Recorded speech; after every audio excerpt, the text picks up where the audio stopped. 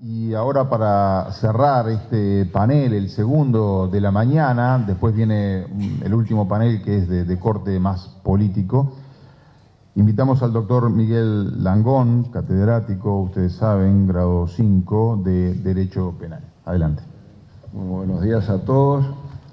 La verdad que me siento muy conmovido, muy contento de haber aceptado la amable invitación del doctor Maciel para compartir estos momentos con ustedes.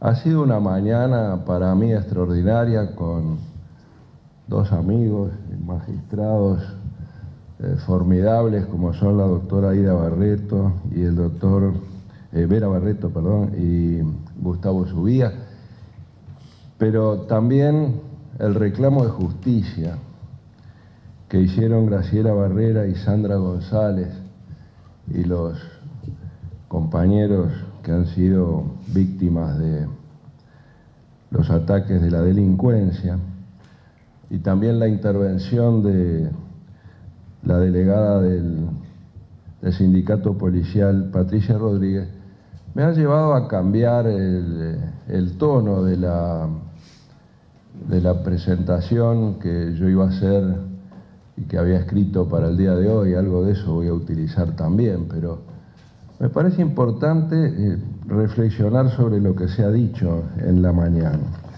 Los temas originarios eran cuáles son las relaciones entre teoría y práctica y cuáles son las opiniones que pudiera tener el suscrito respecto de la actualización de la legislación penal, tema en el cual se ha trabajado tan intensamente por los representantes de todos los partidos en este año que corre.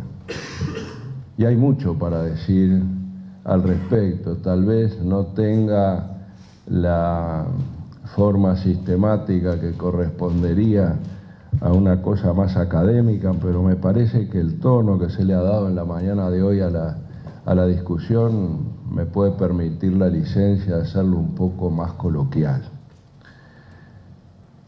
Se habla de cómo legislar bien en materia penal. Y quiero tomar un ejemplo que planteó la señora Rodríguez hoy de mañana sobre el proyecto de presunción de legítima defensa por actuación de los funcionarios policiales. Yo entiendo la intención buena de esto, pero también me gustaría decir que a veces, sin pretender con eso ser grandilocuente, simplemente para usar un lugar común, el camino del infierno está empedrado de buenas intenciones. Porque esta es la manera en que no hay que legislar. Hay una discusión académica sobre cuál es la causa de justificación que ampara al funcionario policial. Hay una estricta, digamos, purista, que se puede sostener, y que es que el funcionario policial que actúa como funcionario policial como tal, está actuando en cumplimiento de la ley, por lo tanto rigen para él las normas de exoneración de su conducta, que tradicionalmente se entiende, o que la conducta que realiza el funcionario policial, un funcionario que abate a un criminal en cumplimiento de la ley, en uso de sus funciones, no comete delito de homicidio, es un acto atípico. Y la otra posición, que ha sido la más tradicional, pero que la conclusión es la misma, suele decir que en realidad ha cometido un acto típico, pero que está justificado, que está permitido, que hay una norma de permiso. Yo soy de los que entiende que esta es la causa de justificación, para mí causa de atipicidad. El funcionario que mata, pero no comete homicidio, como el soldado en guerra.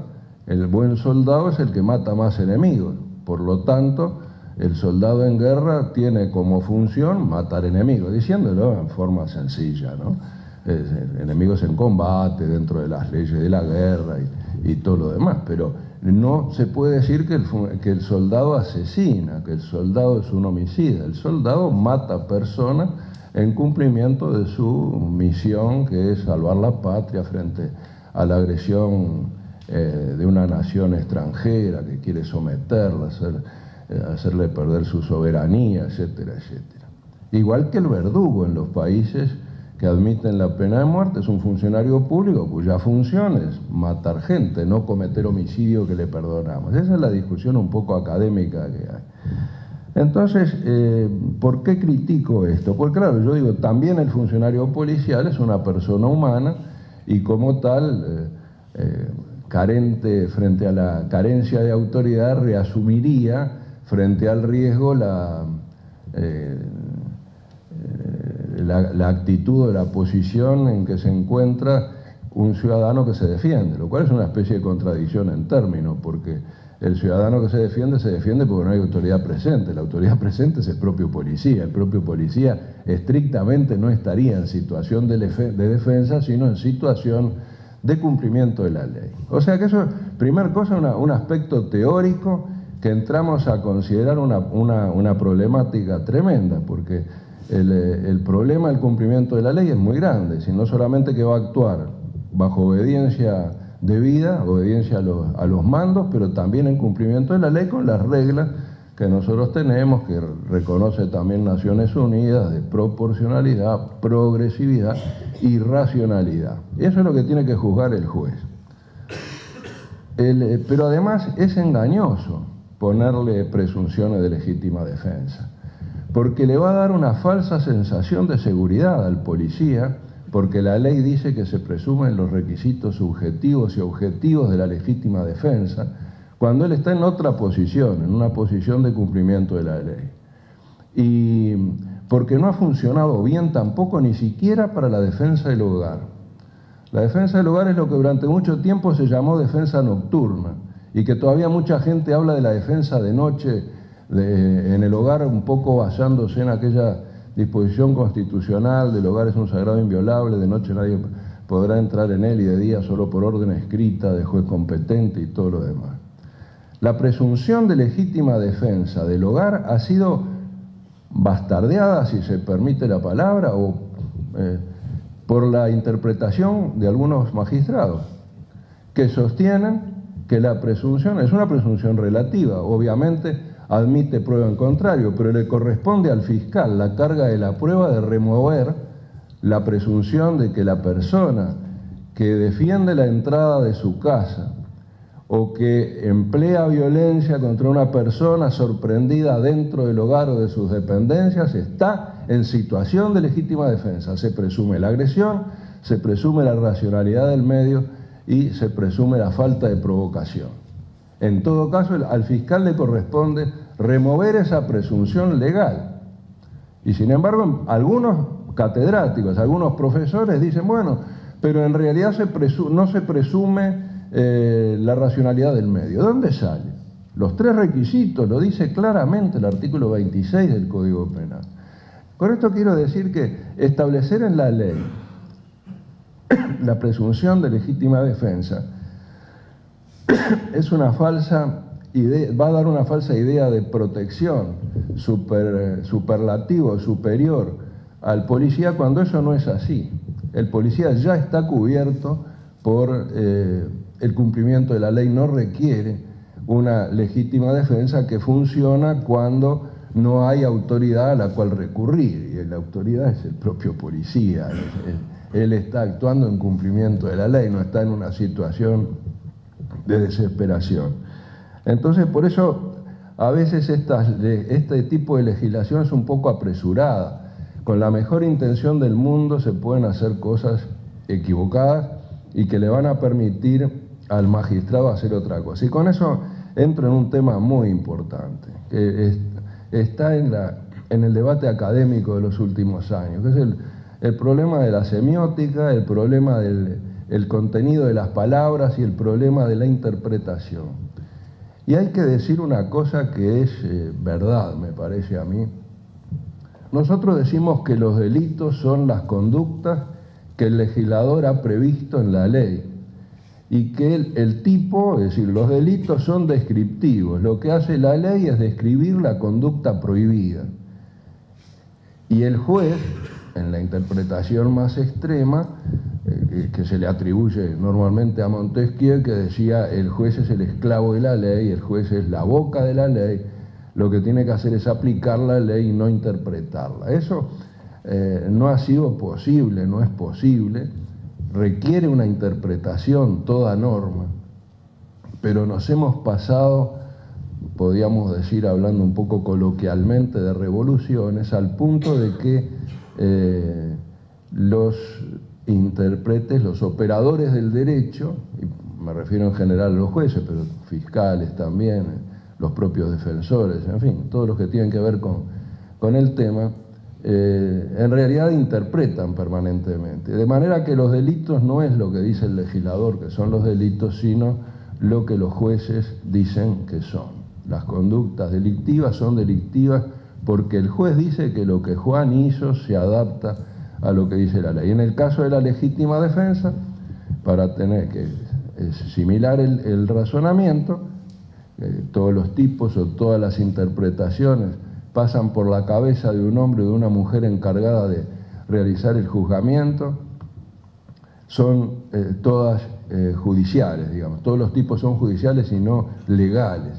No basta la ley, sino que es la ley interpreta. Y puede haber un intérprete que diga, policía que está amparado por una causa de justificación presunta, o como lo tenemos hoy, la persona que defiende la entrada de su casa tiene una presunción de legítima defensa, pero si viene un magistrado y me dice, pero la presunción no alcanza a la racionalidad de los medios, ya por un argumento teórico, más allá de la prueba que exista y más allá de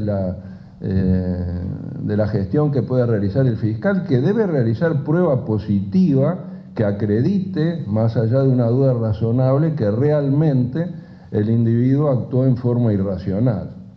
De manera que ese problema lo tenemos muy vigente y muy agravado por lo que ya separados totalmente del pensamiento ilustrado de Montesquieu, algunos están pensando en interpretaciones alternativas del derecho, y así lo dicen. Es decir, son magistrados que dicen, la ley dice tal cosa, la doctrina dice tal otra, pero en el uso de mi independencia técnica y de mi libertad de interpretación, yo voy a decir lo que a mí me parece justo. Y entonces, tal vez con razón, desaplique una norma jurídica simplemente porque por sí, ante sí, él decide que las cosas deben ser distintas que como lo ha establecido la ley. Eso tiene una relación bastante directa con el primero de los temas que nos habían propuesto para hablar, que era la relación la diferencia entre la práctica y los hechos. Estamos en una situación en que hay que tratar de que los hechos se compadezcan con los dichos y nos dejemos de muchas hipocresías, algunas de las cuales aparecían en la exposición del doctor Subía con toda claridad. Cuando estamos planteando una relación, por ejemplo, de la prisión preventiva, tenemos que tener claro qué es lo que queremos hacer, como decía él, cuál es la finalidad que se busca. Y yo eso lo pongo en otros términos, es decir, la casa tiene que ser seria y tiene que respetar todas las convenciones de derechos humanos y la Constitución de la República, pero seguir siendo seria y pagar los peajes que, también les llamo de esa manera, pagar el peaje de las consecuencias que tenés. Nosotros hemos establecido un sistema de menores que está permanentemente en discusión, y porque eso le falta, me parece a mí, en algunos temas, un poco de madurez a la sociedad. Cuando se decide una cosa hay que pagar los peajes. Si hemos dicho que los menores de 18 años son inimputables, son inimputables. Y carguemos con esa situación, pero respondamos también a los reclamos naturales de un sistema que debe autodefenderse. un planteo como el que hacía la doctora Vera Barreto, que es el de la ley, naturalmente. El magistrado está atado a lo que le establece la ley. Un múltiple homicida, si está dentro de los guarismos o de los parámetros etarios que ella mencionó, no va a poder ser sancionado en el máximo con 5 años. Y eso, eso está más allá del plebiscito de la imputabilidad, se podría modificar, porque parece que es demasiado poco como respuesta punitiva. A mí me gustaría hacer un planteo de tipo criminológico. Yo no estoy en condiciones de hacer la investigación en este momento, pero la criminología lo que hace es plantear una hipótesis de trabajo y luego estudiar a ver si esa hipótesis se mantiene o no se mantiene y sacar conclusiones e ideas de lo que fuera. Cuando yo ejercía el Ministerio Público, que lo hice durante 25 años, era frecuente, primero que se cumplía el criterio de la doble vía. Yo le quisiera preguntar al doctor Subía, los fiscales de hoy, ¿cuándo aplican medidas eliminativas de seguridad? ¿Se siguen aplicando o está muerto? ¿Para qué seguimos hablando de un sistema de la doble vía cuando no lo aplicamos? La eliminación y la vuelta a funcionamiento de las medidas eliminativas de seguridad es muy interesante en el Uruguay, porque no hubo ningún debate. Este debate que yo propongo que algún día se haga, ¿vamos a mantenerlas o las vamos a eliminar? Aparentemente nadie quiere eliminarlas, están ahí.